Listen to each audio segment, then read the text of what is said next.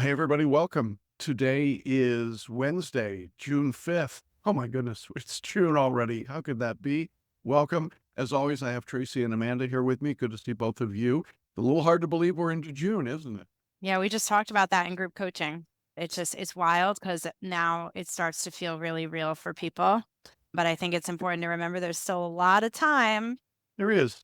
Bar exam is like dog days. They go very slowly, and people think that it takes the imminent that we hit June and all of a sudden the exam is here, but in fact it's not. And one test of that is go back 60 days to which would have put us to the beginning of April. And you think about where you were in your studies 60 days ago, that seems like a long way away. And yet, when we look forwards, it seems like it's right on top of us. There's some strange thing that happens with our brains, I think. So, in any event, we're going to talk a little bit about coaching and some of the options and things that are going on today. But we just want to start by just saying you have enough time. This is the time to get underway. So, that's going to be our theme today. We've got some announcements, some things we want to share with you that are going on here at Celebration Bar Review, as well as in the bar exam world. And then we're going to take some student questions. And Tracey, you're going to talk about a lunchbox, I believe, today. Your lunchbox. Okay, that should be fun. Always interesting to see what's in the lunchbox. So there you go. Let me begin with just a kind of an interesting piece. I got an email this week from an organization called feedspot.com.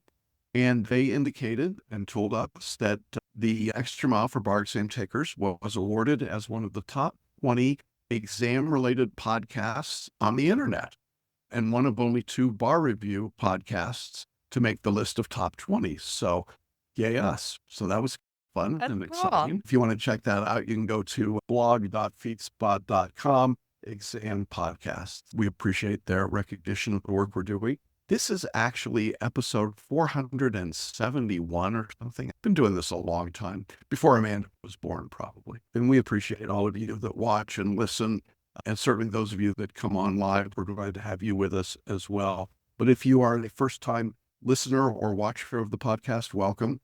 We try to cover every week the important stories in the bar review industry, as well as talking about some things that we think are important.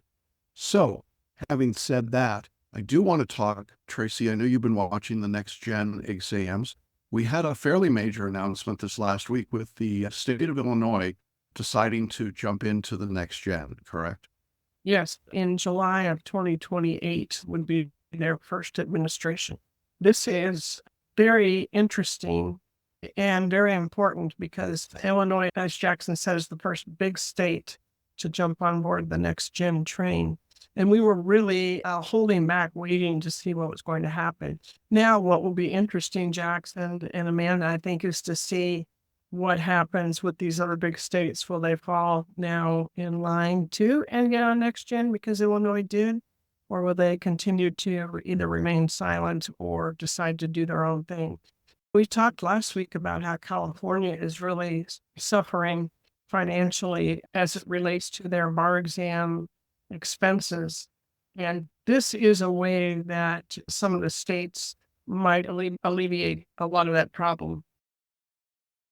It'll be very fascinating to see what happens this summer now. Illinois has said yes. Yeah, I think it really will. And I'm curious to see what happens with Illinois making this decision. Does that start to move Texas and New York? We know that there's going to be a divorce between California and the NCBE. Presumably, Nevada will follow California. I think we can be pretty well assured that Florida is going to divorce the NCBE, maybe Georgia as well. So we're really starting to look at this schism coming up. And I thought the timing of Illinois' decision to say we're going to do the next gen, but we're going to wait till the very back end, that July 2028. I continue to have a strong sense NCBE simply will not be ready when they think that they're going to be ready for this. We're just getting the very first pieces of information back. In fact, NCBE released a report this week of the first samples that they're doing, but the sample sizes are so small. They're just very difficult to know if they're really psychometrically stable. Can you justify the questions and the approach? Are they trustworthy? And that's going to take a long time and a lot of work. I think it's a pretty ambitious schedule that they're talking about. On the other hand, if California really does want to divorce the NCBE in February of 2025, that's ambitious, right? We're still waiting to hear what's going to happen there. Still waiting to see if this Kaplan proposal goes through. So a lot of uncertainty, and I'm really curious to see where we go. But Illinois' decision was, I think that was probably one they were pretty happy about in Madison. I think they're like, okay, we got a big one. All right. So that's what we got going on. I guess we would just repeat our admonition that if you are registered to take the July 2024 exam anywhere in the country, you're probably better off taking that exam than waiting until February 2025, because there's going to be some uncertainty, definitely in California, maybe some other states. So something to keep in mind. Wanted also to just let people know, we have just gotten the released essays and performance tests from the National Conference of Bar Examiners. We are licensed to have all of those questions and answers, and they don't release them until very late in this particular summer season. But we've just gotten them. We're going to put the questions into the books right away. We're working on answers. That takes obviously a bit more time, but we will have the questions there in the materials. So if you're in our course, you should be looking for those in the next week or so. Certainly for the UBE and for Florida, it takes a little bit longer in California and Georgia, but we are working on those as well. We see the answers from people before we see the questions in some cases, certainly in the UBE. And questions were actually pretty fair this year. I was pretty happy with that. Even in Florida, which has a tendency for really nasty questions, they weren't so bad. And I thought California was marginally okay. Georgia, not so much, but that's just how it goes there. They're just a tough state. That is where we stand on essays and questions. We're going to get to a student question about essays, but I'll just say this. There are hundreds and hundreds of essays in our course for every exam, Georgia, California, Florida, and the UBE. So you're not going to be missing out on anything. Amanda, I know you have fun when you're drafting these answers, right? Yeah, absolutely. That's a good example of how we want students to write, because as we know, and I often coach students, they're like, I read the answer key when I didn't get everything, which is not the same as like a model answer that we would suggest. So it's a good time to remind that if you're looking in the book, make sure you're looking at the model answers, the ones that are written in FLA format. It's nice to look at the answer key too, but don't think that's a model answer, because it's not. That's why we want to draft them for you. Model answers are not the same as sample answers, and they're not the same as draft or point sheets. Yeah. And I'll remind our audience of something we said a couple of weeks ago, which I thought was really interesting. The examiners are going to absolute grading coming up on the multi-state essay exam, which will take out some of the local disparities in grading. You can have the same question on the UBE you do all across the country, but in New York, and they might grade your answer very differently than the Utah examiner. And so the NCBE is actually going to put some controls there. And I think, Tracey, they have to do that in anticipation of next gen, don't you? They can't be using regional grading for next gen. I just don't see how that works. Yeah, I think you're right. So it's going to be discretionary. When you're testing on things like client interviewing, law office management, how are you going to come up with steady grading for that? Uniform. Well, that is, the NCBE very proudly announced their first set of tests that they ran, but they're not anywhere near where they need to be, and they're not in these areas that you discuss. So we're just taking little tiny baby steps here, and we're announcing it as though we're taking giant leaps, and it's really not. So just be aware, there's a lot of posturing going on, not necessarily to the bar exam taker audience, but to the law schools and the other bar examiners around the country. So we don't really have a dog in this fight. We're just watching, and it's fascinating. Oh, all right. I want to turn our attention for a minute to a couple of things that we are doing at Celebration Bar Review to help students get ready for certainly the July 2024 exam and beyond. One of the things that we came up with was what we call the Level Up Day, and that will be Saturday, June 15th. If you're not familiar with this, what we're going to do is that Tracey and I are hosting very small, 1 to 3 people per hour to work on very specific targeted work. Well, the way that this works is that you sign up for anywhere from 1 to 8 blocks on that day. It'll be done virtually, and you'll be in a Zoom call with me or with Tracey, maybe by yourself, maybe with 1 or 2 other people, but we're limiting the total to 3 people per hour. Your fellow students are signing up for these slots, and we don't have a whole lot of them at this point. You're going to narrow in on MBE practice, for example. Jackson's going to work on an MPT. And I'm going to work on your essays, your time management, and your mind mapping. He can work with you on photo reading. So the way that this works is each block costs $100. And again, you can sign up for all of them or 1 or 2. And we do have people signing up, as you see, to join us. Now, I'm going to put the link in there. I will copy that link and you can order those. And the other thing to say about this is that you can also pay over time, which I thought was cool. You can use the buy now, pay later. There it is. You can pay a few dollars a month, depending on how many hours you're doing. So this is going to be Saturday, June 15th. When we close out each block, then it will no longer be available for order. So I would encourage all of you to jump in now and get that time. I think the ability to have 1-on-1, 1-on-2, maybe 1-on-3 at most is unusual. We don't normally offer that. And so this is a pretty affordable way to get your opportunity to level up. The other thing we'll tell you is that there will not be another level up scheduled between or after this time and the July exam. So this is your one shot to get it. Am I missing anything there, Tracey? The only other thing is that you can sign up for as many of these slots as you want. You can get it for all 8 if you want. Jackson in the morning, me in the afternoon. You can pick and choose, and that's why we set it up this way. So if you're getting to this point now, it's June 15th, and you think, wow, I'm really not as strong as I think I should be on my MPT writing, for example, you can jump in until the day before, really, and we'll send out a link to anybody who has signed up. Yeah, take advantage of these. These are hot sales. Yeah, I think they are. It's something we've not done specifically, but I'm really looking forward to it. And I'm looking forward to having that kind of close interaction that it's hard to get when we're at boot camp, whether it's live or virtual. We hope you'll join us for Level Up Day. If you have any questions, just reach out and let us know. The other thing we wanted to talk about, you might remember a few weeks ago, we offered a special of coaching calls. You could do 5 coaching calls with either Tracey or myself, and it was at a steeply discounted price. And many of you took us up on that. But then, of course, as always happened, as soon as we closed the doors on that, people said, oh, I really wanted that. Could I get into it? The normal fee for these 5 calls would be $1,000.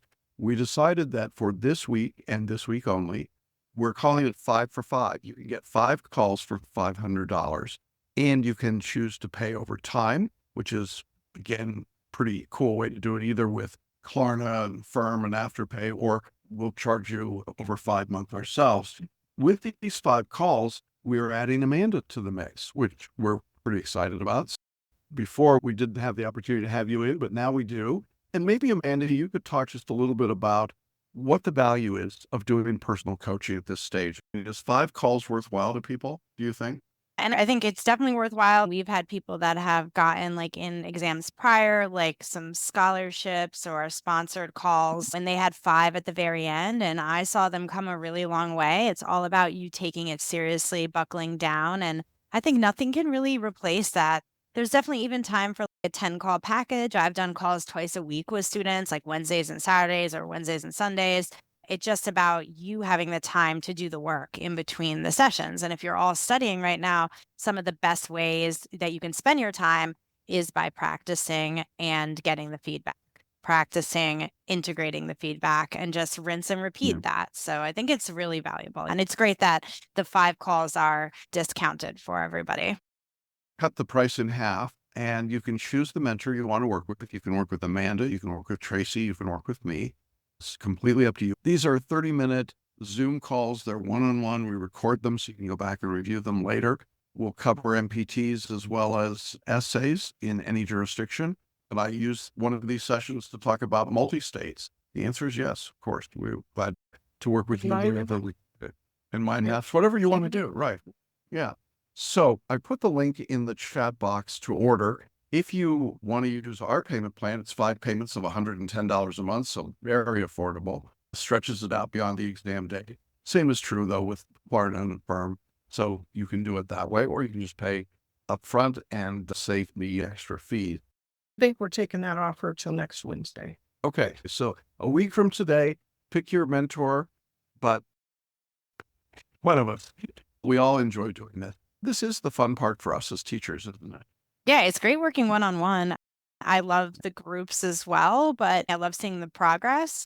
I just love Yeah. seeing the students starting in one spot and building and building. We really take it step by step. I know everyone has a little bit of their own style, but I think all of us, even Jackson, I remember working with you, you're like, all right, when I say 2 to 3 sentences in the fact paragraph, that's what I mean, 2 to 3 sentences. And I practiced writing that for a while.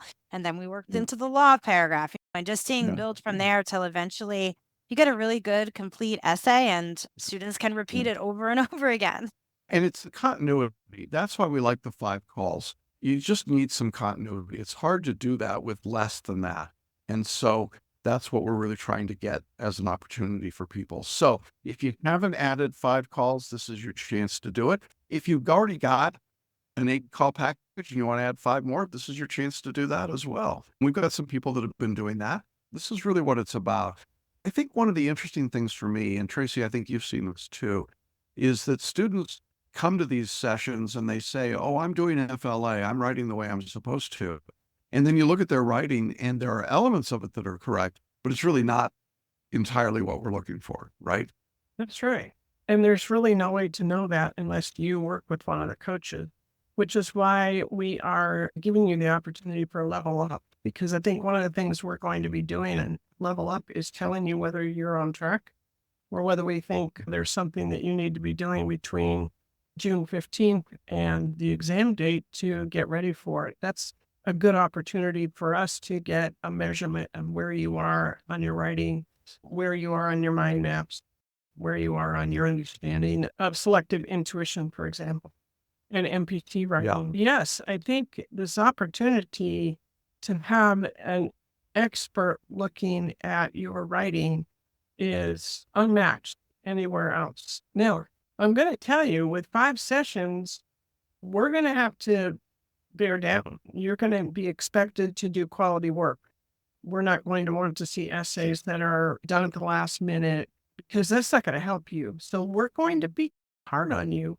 I hope that you understand that's in your best interest, but I'm just warning you now, this is not lackadaisical type of thing. Level up is going to be pretty in your face, and these 5 sessions are going to have to be good, hard, solid work.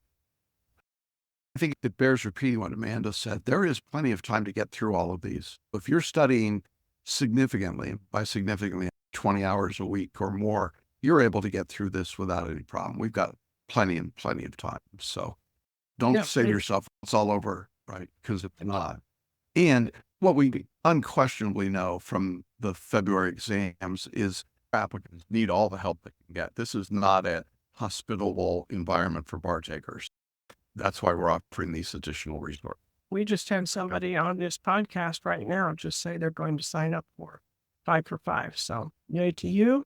Okay. And we have a lot of slots, but they're going to fill up, I think, pretty quickly. I think they will too. So we're excited about it. Let us know if you've got questions or you need help, and we'll get you started. As soon as you order that, you can get your first call in right away. I'm starting individual work with students who want to work on taming their inner critic. If you were at the virtual boot camp, you heard about superego and we explored that. We've had some interesting follow-up from some students who have purchased the book that we were talking about and have been doing some work on their inner critic. This is something that I've taken on as a passion, and I think it's so applicable to you all as bar takers that Jackson and I felt it would be good to offer this as a workshop. If you're interested in it, send us an email and we'll tell you what the various options are. But it probably would be about 4 hours of total work is what I'm thinking right now.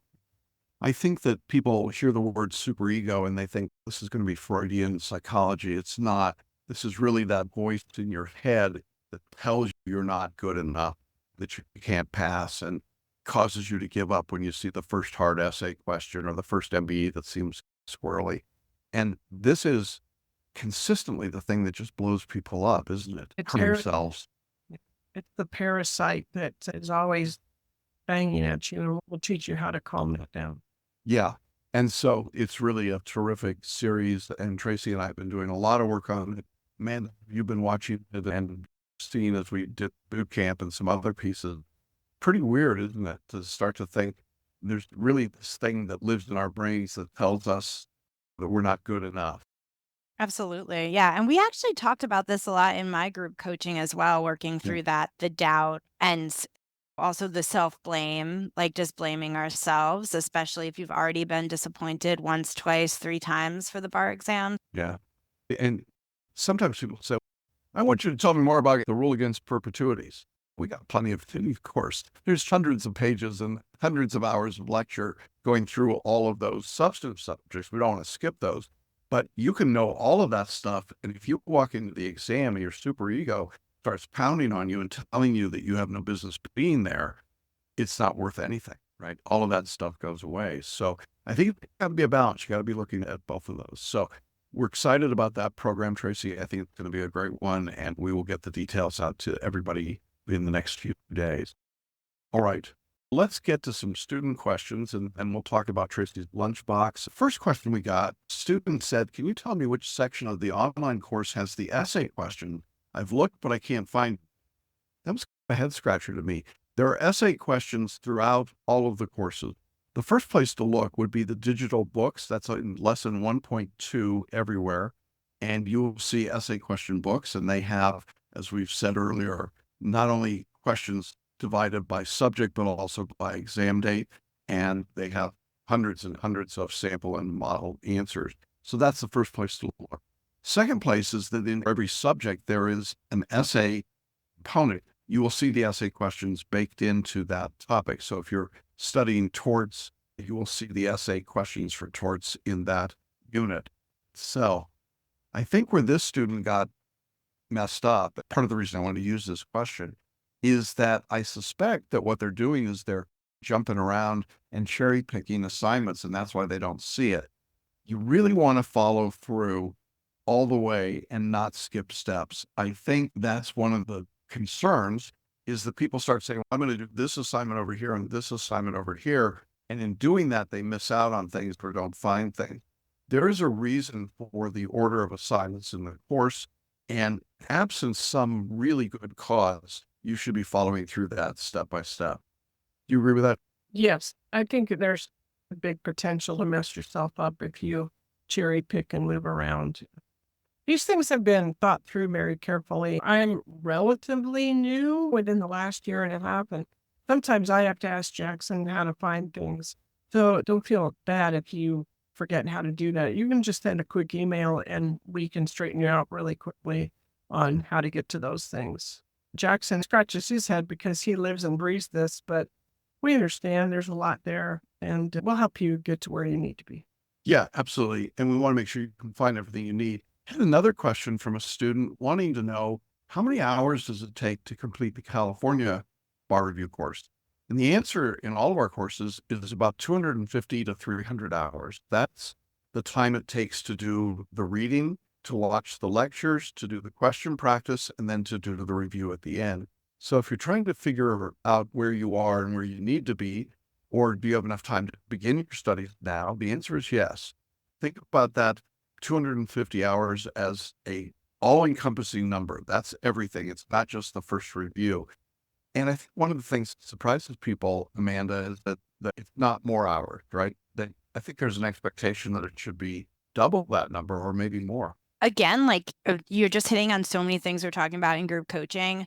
Somebody was talking about big box bar review and how they just kept telling them, just put in more hours, just keep studying, just more hours, more hours. And they were fatigued, the student was saying, and a lot of people resonated with that. And they were like, and I did it. I did it fatigued. I did what they said. I just kept putting in more and more time, doing more and more questions, and I didn't come out with the outcome either time that they wanted. I think especially for students who are non-traditional takers, who are working, who don't have the luxury of having gone right from law school to the exam who have other families, or maybe they're taking the bar 10 years later. It's just different. And I think it's important to recognize that stress is stress. Everything is going to fatigue you, even if it's a good stress. So it's quality over quantity. There's a certain amount of quantity you really should do. It's not like you can do nothing. As Tracey said, you still have to be serious. You still have to get there. But it doesn't require as much as you might hear on Reddit or in other books, or even at the end of your law school coursework, when your professors would tell you, this is going to be your life and you're going to spend every waking minute doing this. That's just not the case. It doesn't need to be the case. Yeah, it really doesn't. And we want you to have some perspective in doing these things, right? And being in touch with what you need to do and how to do it. Absolutely. All right. Well, thank you. I think that covers that pretty well. Along the same lines, and again, these were representative questions. We get a lot of the same questions each week. Students said, I want your guidance on how to approach the review of this subject. I'm working a full-time job and it's hard to read all the outlines. That is a pretty common response that we get. And I had a couple of responses back to the student, and then I'll throw it out to Tracey and Amanda as well. First thing I noticed was that particular student was the photo reader. And I said, are you photo reading? I think the answer was no, they weren't. If you're photo reading, it takes about 10 minutes to read an entire 150-page outline. I know that sounds wild and crazy, but that's really all it takes. Then you use a couple of hours to start putting together your mind map from that material. And then you keep building on your mind map as you're going. And so you really don't need a lot of time for the reading, particularly if you're a photo reader. Now, if you're not a photo reader, then what I suggest is that you skim or you read very quickly, because the brain will give you some of that photo read capacity, even though you're not a photo reader, word for word, sentence for sentence. There's just no advantage to that. Amanda, you've taken the bar in the last couple of years. You can speak to that as well, right? Detailed, laborious reading doesn't really get you much further. Yeah, I would completely agree. And I think some people get stuck on these little details, or thinking they need to read every little thing, or know, like, Googling things, falling down the rabbit hole, looking for all these answers. Now's probably not the time to be doing that. Stay up here and jump into the practice, add to your mind map, stick to those kind of things. Every time I tried to cram for an exam, it never worked out. And panicking, which is what that is, was a form of panic. To say, oh my gosh, now I've got to read every word in here and I've got to cram it in my head. It's not going to stay in your. What I would say to this student is, you have resources and tools here. Why aren't you using them? Why don't you sign up for Level Up and come in and have Jackson work with you for an hour on your photo reading? Or sign up and have me look at your mind maps and see what you're doing here. And reset you, retool you for this last 6 weeks or so. Use the resources that are here. They're here for a reason. I've learned over the years that when I get this kind of question, the answer the student typically wants is, they want to hear from me that it's okay not to read the outlines. I'm not going to say that to you. Okay? In this bar exam environment, you cannot, in my view, just get away with lectures and question practice. And I know all three of us get this question all the time. Can't I just practice questions? Won't that be enough? No, it's a three-legged stool. You need the reading, the lectures, and the question practice. Putting all that together with mind mapping and photo reading and some of these other tools, that's what makes the course effective. When you start cutting out pieces, you really reduce the effectiveness. And again, I think in this environment, that's not a wise strategy. So would encourage you to do the reading. And if you've got to cut back a little bit at work, if maybe you go to a 4-day work week instead of 5, or you get off a couple hours early in the afternoon, or we've got students that just stay after work so that they don't have to commute home right away in traffic, and they do some studying at the office. So there are ways around this. I think it's a question of how badly you want it, right? If you want it badly enough, you're going to find a way, even with a full-time job. So the other thing I will say, just to be clear, we never advocate that people quit their jobs to study.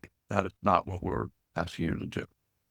That's one of the advantages of this course. Next question, Tracey, I know you were working with a student to review some mind maps, and the student said, I'm interested in working on that a little bit further. They should certainly come to Level Up. That would be a great place to do that.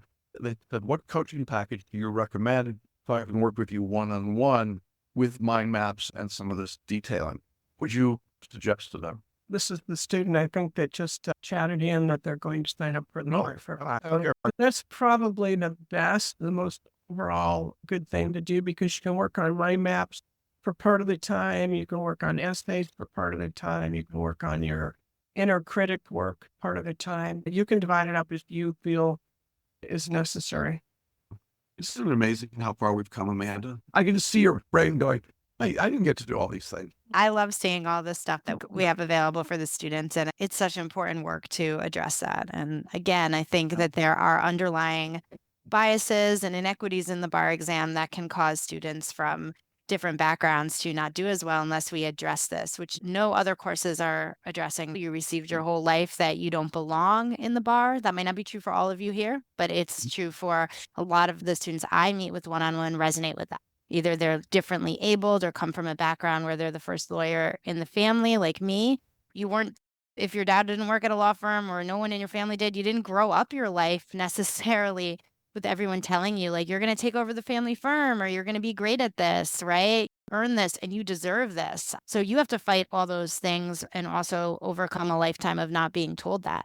And no one else addresses that. And I think it's great that we're doing that in a community together. And also our in-group coaching, our students really help each other, right? Because they all speak that same language and they help each other overcome those things. So you're not alone in it, those feelings.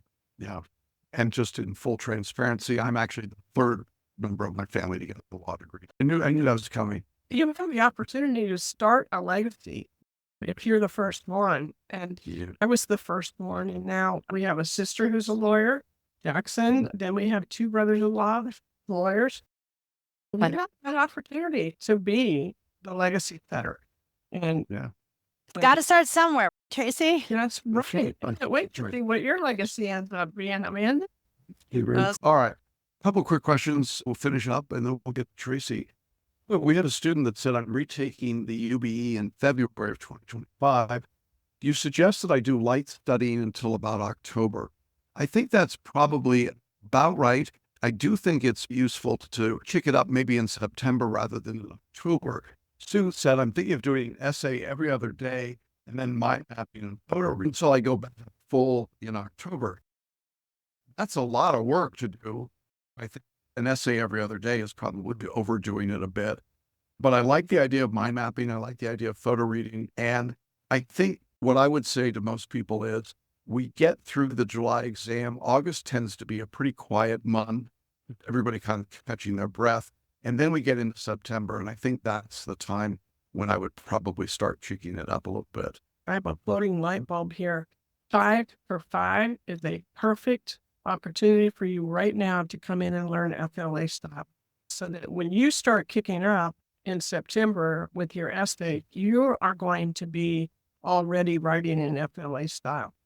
Okay, that's right. Perfect opportunity for you. For anybody that's going to be taking the February bar, this is an excellent opportunity. You can buy them now if you want, and you can hold on to them until August or so, but we're not going to offer this all the time. So this is a great opportunity for you to learn that style before you dig in. Absolutely. Great comment. Last student question I want to cover today, which we talk about almost every week. Students said, is the material I previously purchased from Celebration Bar Review still available, or do I need to repay for the course again? We are the only bar review that I'm aware of that gives a lifetime pass guarantee and unlimited postponement and deferral without a fee and without a reason. So the answer is yes. Course is available for you. You just have to let us know. Students said, I want to make sure I have the resources I need to pass the exam before I pay the examiner's fee. Absolutely, you have the resources. But again, as we've been talking about, this is the time to add those tools, level up, 5 for 5, photo reading, taming your inner critic. There's so many things here that you could add. Amanda's plans on MPT writing, plans on time management, calming the chaos. There's all kinds of things. Calming your inner critic. Those are all available to you now. Yeah, absolutely. All right, Tracey, let's talk about the lunchbox. This is an interesting one because I remember the lunchbox from our family, but I don't know if that's where you're going or not. So I'll turn it over to you. Thanks. Our dad used to make our lunches for school.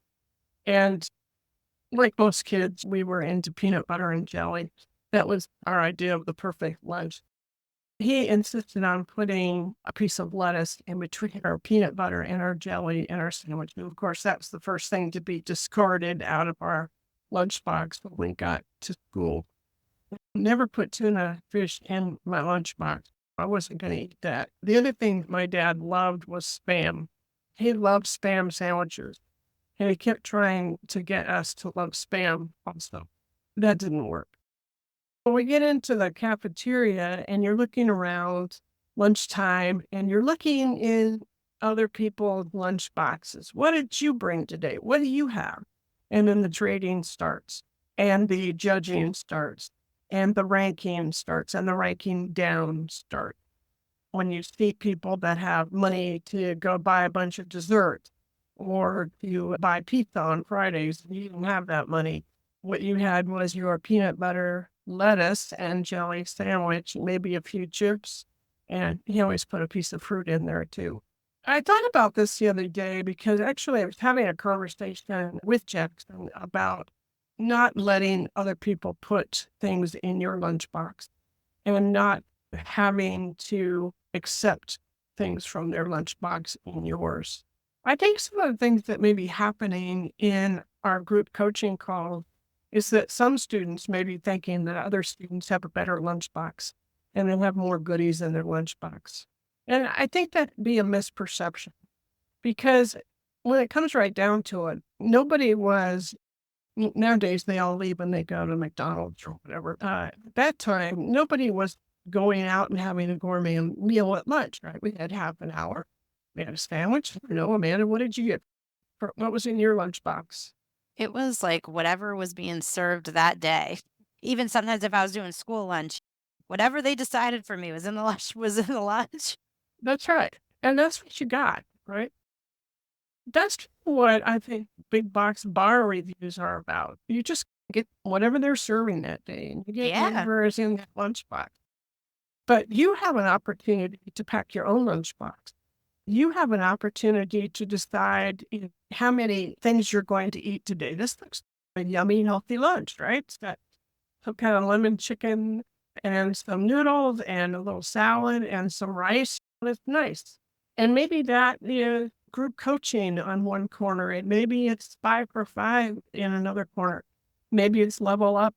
Maybe it's working with Jackson on PhotoReading. Maybe it's working with Amanda on time management. You have the ability to pack your own lunch and to bring your own lunchbox.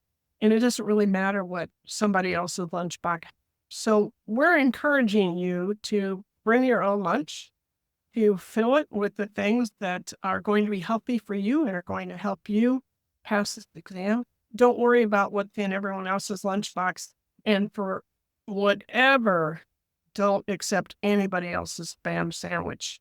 I love that. I remember the lettuce, Tracy. Yeah, that was anyway. I think it's a great analogy. Hope that's helpful for you as you start to think about what's coming along. Sometimes I get the comment from students, they say, oh my God, it just feels like you're trying to sell me more stuff. I want to just be really clear. That's really not our intention. What we're trying to do is to innovate and find the resources that will help you pass the bar. That's really our overriding concern for everything. And then we try to price them in a fair way so that they're affordable to you. But I have seen enough in the last 10 years to recognize that what it used to take to pass the bar is not sufficient anymore. And so that lunchbox, not only what's served up to you, but frankly, if we're taking that analogy a little bit further, it's a lunchbox that's really missing a lot of nutrients, a lot of things you probably need today. And so we're really trying to make sure that you've got everything you need to be able to be successful on these exams. And if there's something you feel like you need that you're not getting from us, let us know. Let us get that. But we do want to know. No spam. We do not spam our students. So but tell us. We're delighted to try and come up with, and very often our best offerings are the things that people have asked us to do. So there you go. We're into it now. It's June. We're starting to really dig in. And if you have not started your studies, this is the time to get underway. I'll say it again. There is enough time to get everything done. There's no reason to panic. but this is the time to start your metaphorical study engine and get ready to go. Thank you, Amanda, for being here as always. Glad to have you with us. Fun to chat. And we will be back next Wednesday. And don't forget 5 for 5, level up, and the coaching programs. And let's get everybody's lunchbox filled up. Okay. See you all next week. Take care, everybody.